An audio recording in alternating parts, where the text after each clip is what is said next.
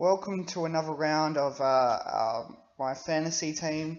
I didn't do too bad in round two. My score was a bit lower than the first round, scoring 2,122. I won in all my leagues, so it wasn't too bad. My overall rank has gone up to 5,725, and my round two rank was 8,021.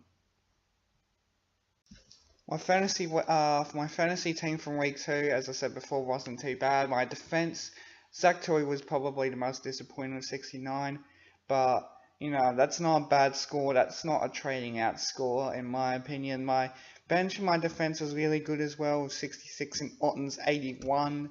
My midfield was pretty consistent. Out of all, I'd say Jago Romero was the worst because 36 touches for 83 isn't that impressive in my opinion.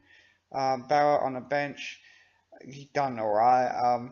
My Lux, Braden Pruce, 105. He's my +3 for the round.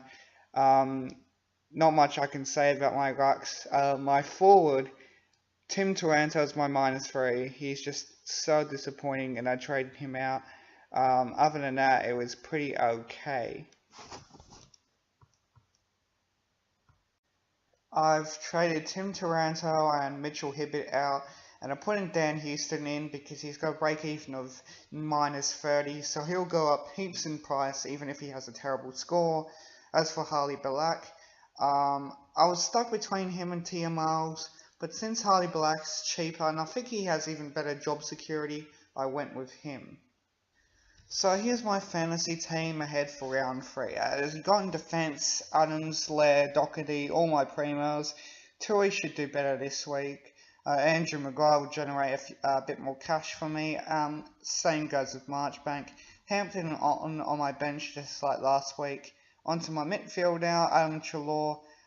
Don't think he'll go as big as the first 2 weeks, but he'll still turn up. Tom Mitchell is my captain. I reckon he'll absolutely annihilate against Gold Coast. Nat Fife, Dyson Heppel, Dane Beams should all score around about 100. Jago Romero should score 100, especially against the Suns. He's due for it. David Swallow, he'll be scoring around about 80-85. Sam Powell-Pepper, probably 70-75. Jake Barrett and Jared Pickett on my bench, probably around 60. My Lux, Max Gorn as my vice captain. I reckon he'll go big against Geelong, probably with a 120. Nan Curvis for Richmond, I reckon he'll score about 80.